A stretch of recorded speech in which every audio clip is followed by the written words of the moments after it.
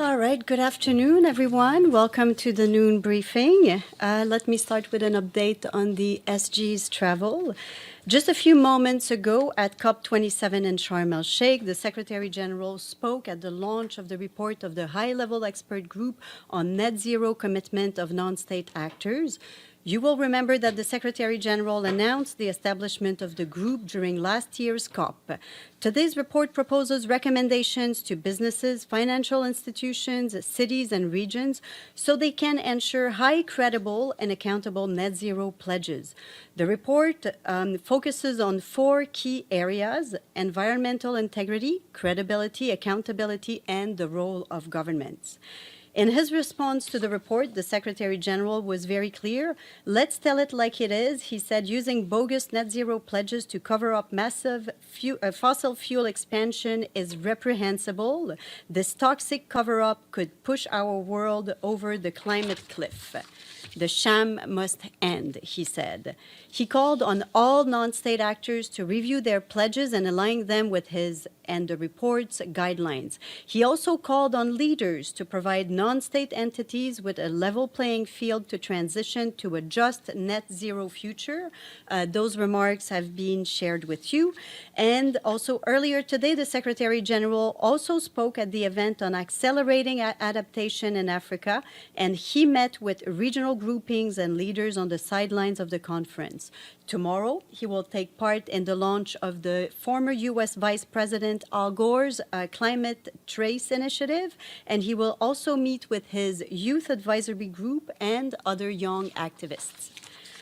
Moving on to Ukraine, Denise Brown, the resident and humanitarian coordinator there, was in the city of Zaporizhia today, where she heard the stories of people whose lives have been torn apart by the war and have seen how humanitarians are working tirelessly to help them. Zaporizhia, which has been targeted several times in recent weeks with missile strikes, is now home to 160,000 people who fled from other parts of the country. Today, Ms. Brown visited a center established by authorities of the city of Melitopol, currently under the control of Russian forces, to help people who fled that city. Ms. Brown said that in this center, the UN, the humanitarian community, authorities, and volunteers have come together, and they are doing remarkable work to provide the Melitopol people with the support they need. Every day at this center, more than 200 people receive essential services and supplies. On Kherson, our humanitarian colleagues say they continue to receive reports of attacks impacting civilian infrastructure, adding to an already complex situation on the ground. Yesterday, for example, a school was destroyed in Zoloto Balka village. The UN and our partners are working to support people in the areas we can access, which are the ones under the control of the Ukrainian government. In the past 8 months, we have reached nearly 100,000 people with critical assistance in the Kherson region, with most of them having received cash assistance. Last month, the World Food Programme and its partners distributed food to 57,000 people in retaken areas of Kherson. And just a few days ago, UNICEF delivered nearly 30 generators to clinics and pumping stations. This will ensure that medical facilities in the towns that are back under Ukraine's control can have electricity, and that water and heating systems serving over 12,000 people will be up and running again. Our work to support people in the Kherson region will continue in the days ahead. To Haiti now, where our UN colleagues and partners continue to scale up the response to the cholera outbreak, which, as you know, as we mentioned a few days ago, has now spread beyond the metropolitan area of the capital, Port-au-Prince. The UN's Pan-American Health Organization, PAHO, continues to support the Ministry of Health in epidemiological surveillance. It is also procuring and distributing medical equipment and therapeutics to the 20 cholera centers that operate throughout the country. UNICEF and PAHO have recently been supported by the USAID, which has transported approximately 14 metric tons of critical supplies from Panama City and Panama, obviously, to Port-au-Prince to be used by PAHO and UNICEF in their cholera response. Also, since mid-September, the World Food Program has reached over 71,000 people with different types of assistance, distributing close to $600,000 in cash and also 530 metric tons of food. Over 43,000 hot meals have also been delivered to internally displaced people who are hosted in sites as well as in cholera treatment centers in Port-au-Prince. Meanwhile, the World Food Program has supported 24 of its partners with fuel, and the Air Humanitarian Service, UNHAS, has undertaken over 200 flights as part of the response efforts. On Syria, now, senior UN officials in the region have expressed their deep concern over the escalation of hostilities in the country's northwest. Muhannad Hadi, the regional humanitarian coordinator for the Syria crisis, Ayman Garaebe, the director of the UN Refugee Agency's Middle East and North Africa Bureau, and Sudipto Mukherjee, the acting UN resident and humanitarian coordinator in Syria. They have issued a joint statement on this topic yesterday. They say that shelling, airstrikes, and clashes were reported in the vicinity of Idlib city, causing fires and destroying tents and homes of hundreds of displaced families in 3 camps supported by humanitarian organizations. Reports indicate that at least 9 civilians were killed, including 4 children, and 75 civilians were injured. At least 400 families have reportedly been displaced and 60 shelters were completely destroyed. These incidents are just the latest of the hostilities in northwest Syria. At least 121 civilians have been killed and at least 210 others have been injured this year, according to the UN Human Rights Office. All parties to the conflict must take constant care to spare civilians and civilian objects in accordance with international humanitarian law. Humanitarian conditions continue to decline in northwest Syria due to the ongoing hostilities and a deepening economic crisis. Today, 4.1 million people, 80% of them women and children, rely on UN assistance to meet their most basic need. Cross-border assistance remains an indispensable part of the operation by the UN and our partners to reach all people in need. The Secretary General, in his most recent report last month, expressed hope that the Security Council will find a consensus to prolong the cross-border mechanism in January of next year. Now, moving on to Sri Lanka, our UN team there, led by resident coordinator Hannah Singer-Hamdi, has revised its humanitarian needs and priorities plan. This plan now aims to help 3.4 million people and continues through this December. Since June, the plan has been responding to the government's request for UN-backed support for Sri Lanka amid its worst socioeconomic crisis since independence. Donor support has helped the humanitarian community reach more than 1 million people over the past couple of months with cash, food, school meals, medicine, protection, and livelihood support. While we and our partners have raised around $78 million so far to tackle the needs, the revamped plan now needs nearly $150 million. The plan's revised targets include immediate food assistance for 2.4 million vulnerable and food insecure people, as well as support for 1.5 million people who work in agriculture and fishing to revive food systems that have been severely disrupted. The resident coordinator stresses that safeguarding livelihoods is safeguarding lives. She thanked the international community and called on continuous support to address the pressing needs of the Sri Lankan people. And finally, a note of a completely different kind for you. Last night, the United Nations received the Environmental Sustainability Award at the Council of Fashion Designers of America. It was yesterday the 2022 Fashion Awards there. The Deputy Secretary General, Amina Mohamed, accepted the prestigious award on the UN's behalf. And that is it for me. I will take your questions now. Celia, go ahead. So I'm going to ask you again what I asked yesterday already, because today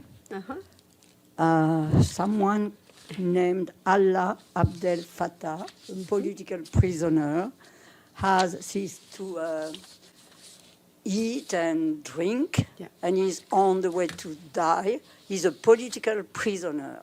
So did the Secretary General talk to Sisi about those people who are jailed with no political process or whatever? Did he talk? Did he ask for those people to be released? Very short answer to this, yes. Did? Yeah, And? Because that one is still in jail. this issue was raised. And you also have seen, I'm assuming this morning, that the High Commissioner for Human Rights also issued a statement on this exact topic, calling for the release of Allah Abdel Fattah. Yeah. Yes. Just to be very specific, he specifically asked for him to be released, that pro-democracy campaigner who's been in jail for 10 years. His name was mentioned in the interaction. And was that in a meeting with President Sisi?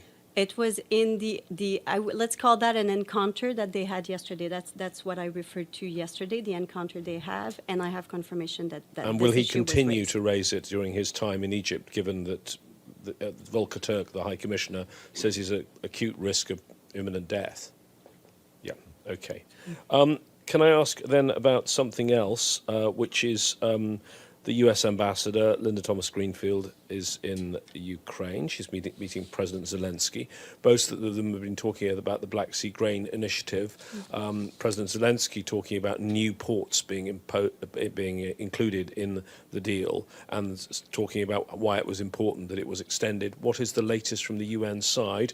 And is the Secretary General in any of his other meetings? I mean, he's focusing on climate, but clearly he may well see other leaders from other countries. Will he be raising this issue? And that gets me to my last point. Can you update us on what other bilaterals he's had? Excellent. I don't have a very fresh update on negotiations linked to the Black Sea Grain Initiative. As I said yesterday, as we've said so many times since the beginning of these discussions, discreet diplomacy is really key right now, but you can be assured that everyone is determined to see this file moving forward and to see positive outcome on all the issues linked to the Black Sea Grain Initiative, and also on the other side on the agreement linked to the Russians, grain fertilizers and foods. So negotiations are ongoing. On the Secretary General's bilats in Egypt, I can tell you that, well, so we mentioned yesterday, and you had the SG himself in his remarks talking about the bilat he's had with the Prime Minister of Pakistan today. So he has had a number of bilateral meetings with several leaders, including the new Prime Minister of Italy, the President of Austria. He's met also with the President of Tajikistan, also with the Special Envoy for Climate of China, and also other meetings. Edie.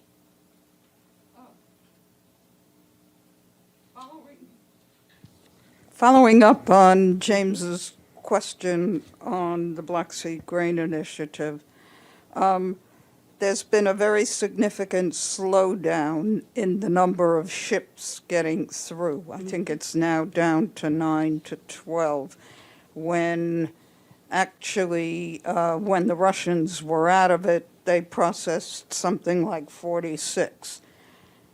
Does the Secretary General have a comment about this slowdown, which is significantly impeding the quantity of grain being shipped? You see, as you ask your question, I'm just looking at the latest update we got from the Joint Coordination Center. I expect that we'll have another update today, and I know that they're working very hard to get as many ships moving. Yesterday, the last we heard, so they concluded 10 inspections yesterday, and indeed, yeah, there are vessels waiting to move into Ukrainian ports, and they said that they were planning to deploy 4 joint inspection teams today. So we'll have another update from them, from their efforts. Can you but- get a comment from the Secretary General on the importance or the need to speed this up?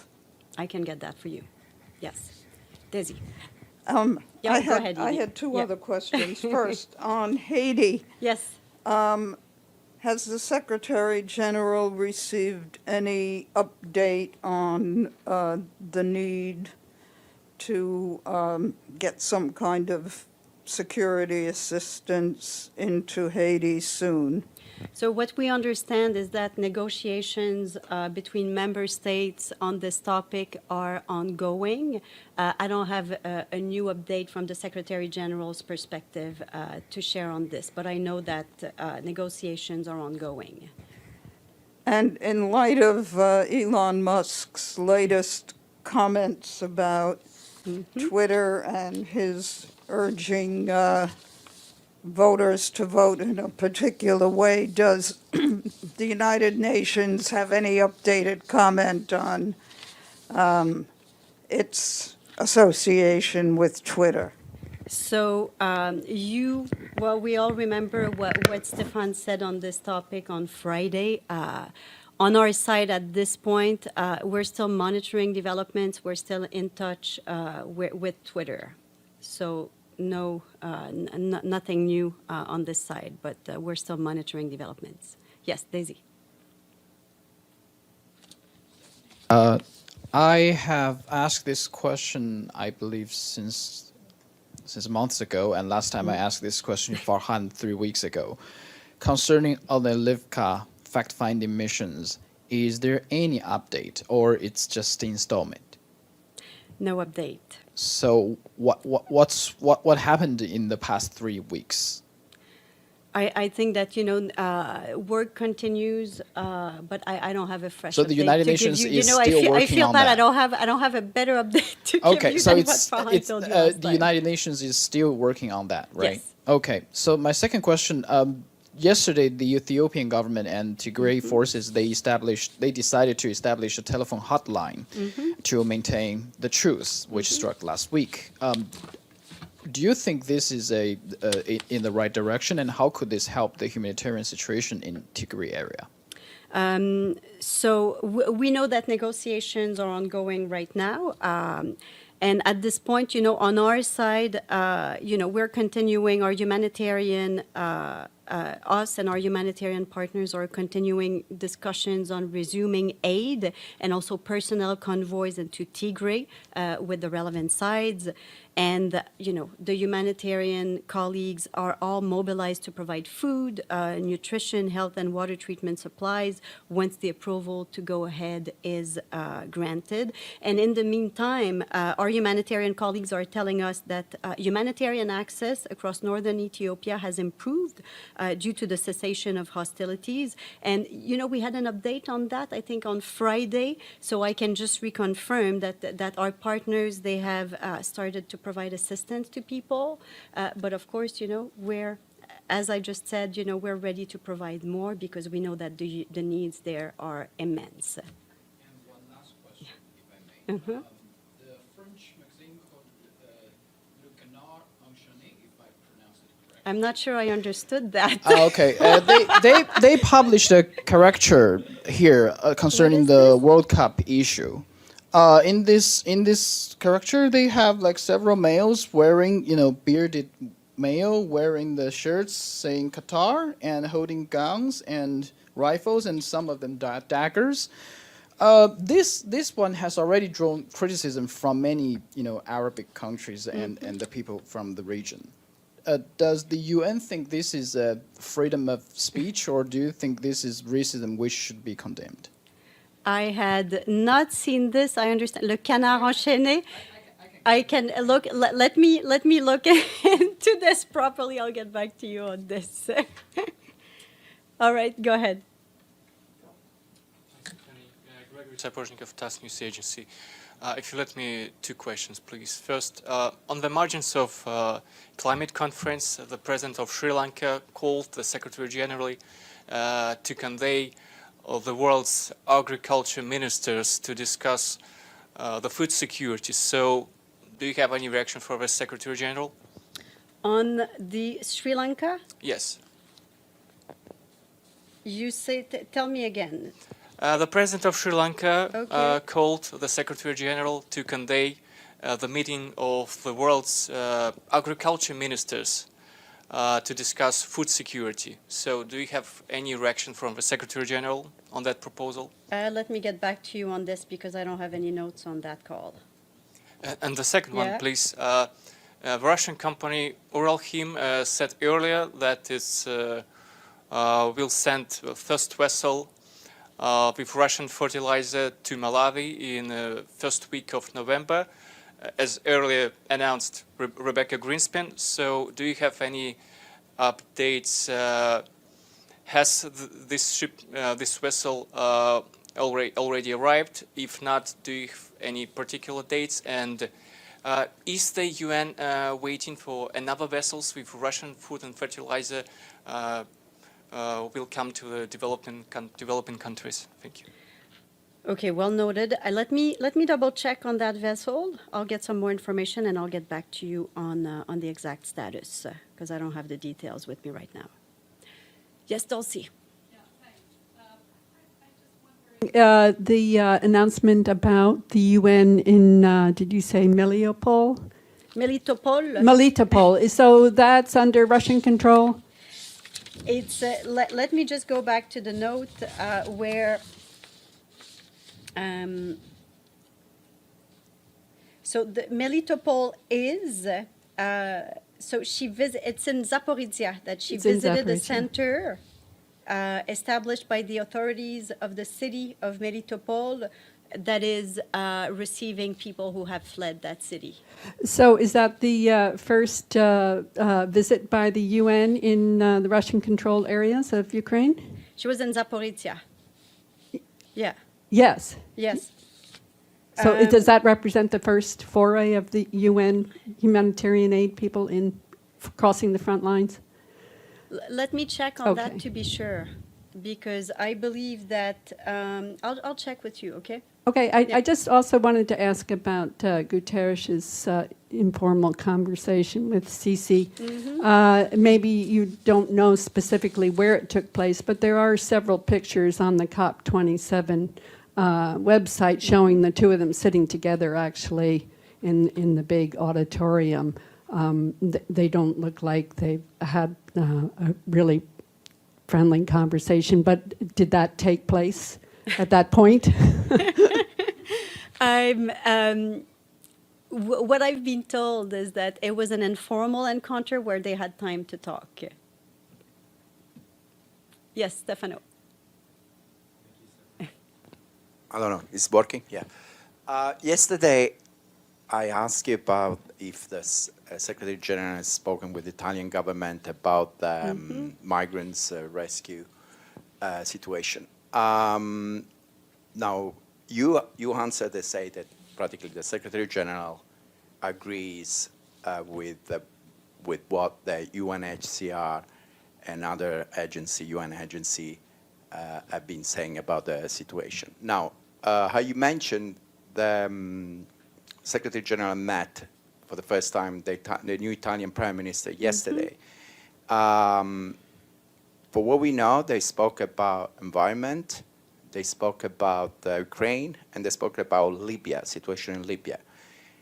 There is no mention of speaking on the issue about the migrants. So, asking again, did the Secretary General spoke with Meloni about the crisis in this moment in the Mediterranean concerning migrants? So what I have for you is that they discussed several topics, including Ukraine, the energy crisis, climate. I don't have a specific note on your question, but I would not be surprised. But I can check to really be certain whether or not this happened. Let me go then online. I have Maggie, I believe. Stephanie, can you hear me? Yes, I can, Maggie. Great, thanks. A couple of weeks ago, a Pakistani journalist, Arshad Sharif, was shot dead in a car near Nairobi in Kenya. And Reporters Without Borders is calling for the United Nations to investigate his death. Do you have any reaction, plans, comments on this? I think Stefan responded to questions linked to this a few days ago. I don't have any update today on this situation, unfortunately, Maggie. All right, Okay. so do we have, yes, James? Okay, first one concerning the death of the peacekeepers in Kar, the Bangladesh peacekeepers. There seems to be a dispute over exactly what happened between the UN and the Russian Federation. The Russians are saying that Russian instructors provided emergency medical assistance. And then they say, we're appalled that MINUSCA is denying this fact. We resent the double standards by the UN Secretariat. Safety and security of peacekeepers is not a bargaining chip in political games. We request an investigation and refutation of previous statement by MINUSCA in this regard. What's the UN's reaction to that statement from the Russian Federation, and what actually happened? I actually have not seen that statement. I will reach out to my peacekeeping colleagues to get more information for you on this. Okay, and before I ask my next question, I won't ask a question about it. I will note the escalator is still not working. Yesterday, Batul got a little bit better than I did from you with regard to the Wi-Fi in Sharm el-Sheikh and also the app. And you did say that you would, because the UN has been planning this for a long time. There are UN staff who've been based there planning this. I mean, the idea that they didn't test the Wi-Fi and made sure it wasn't being censored, it seems daft. You said you'd reach out to the UN FCCC.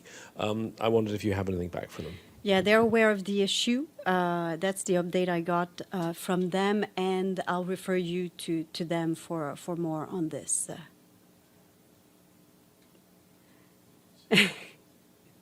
All right.